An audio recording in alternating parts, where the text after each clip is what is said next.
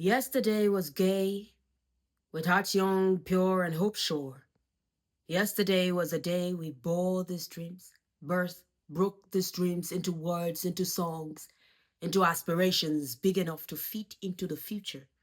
Our tiny voices made rackets as we marched in one thongs to class, with hearts hearty and young. Leaders of tomorrow was our song. Yesterday, birth today, and today is the day that all our dreams comes to die. Today I sleep better with a knife under my pillow. I feel safer with a tiny dagger to my back pocket. I find comfort in the can of the mace pepper spray. I pray I never get to use to repel abuse. Because when I see people, I see a threat. I see a cause to fret. I'm sorry. But society does not make it easy for me to see things differently. Because all I see is the menace. All I see is the atrocities and its effect. All I see is the fear, crippling slowly into my neighborhood. From my childhood all the way to my womanhood, all I see is the headlines, looking back at me with a dead stare and a smirk mouthing, "You could be next." And I don't want to be next. I don't want to be another sad story, another disturbing headline, another line in a sad poem. I don't want to be society's collateral damage for a one-sided approach. I don't want reproach to my name for fame of being too outspoken. Yet, forgive me if I want to have a say in conversations that concerns my safety. They told us that we are the leaders of tomorrow, but we didn't get the memo. That tomorrow is a ferocious grave hollow, ready to swallow every last morsel of hope for tomorrow. No, we didn't get the memo. That tomorrow is another day to fret, to stress, vex, another day set to live and to die, another day to shy away from questions like why tomorrow is yet to come, and why today make ways for iron khakis and vintage suits in corridors of power. We say, where is this tomorrow?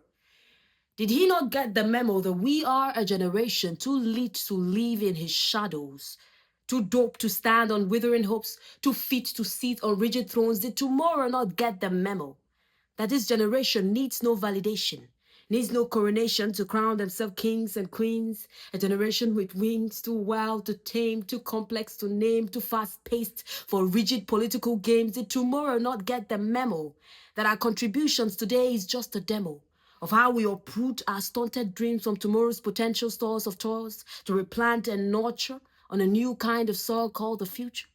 Why wait for tomorrow when we're eligible today? For 10 years we've been active. 10 years we've been productive. 10 years we've refused to be shadows in the margins and authors of peace. And we are everywhere. In village courtyards scarred with conflict, in regional forums alive with debate, in parliaments, courtroom, civil society councils, from the corners of our marketplace to the charts of our fan base, from hashtags to handshakes, we're rising and refusing to be on the sideline. So to the architects of nations, to the captains of commerce, to the scribes and scholars, and to those who hold the pen of policy in the power of the people's trust, let it be a not so subtle reminder of why this video exists. We show our deepest appreciation for the inclusion, yet the youth ask for more, for a renewed political courage to take the youth peace and security to the next chapter. For we did not just gather to remember, we gathered to reignite, because this resolution was the door, and this decade was the journey, but that convergence was the spark for what is to come. And what is to come? For just yesterday, life was gay, with hearts young, pure, and hope sure.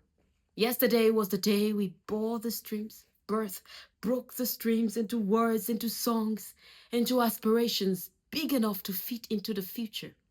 Today is the future, and the youths play a very, very important role in what is to come.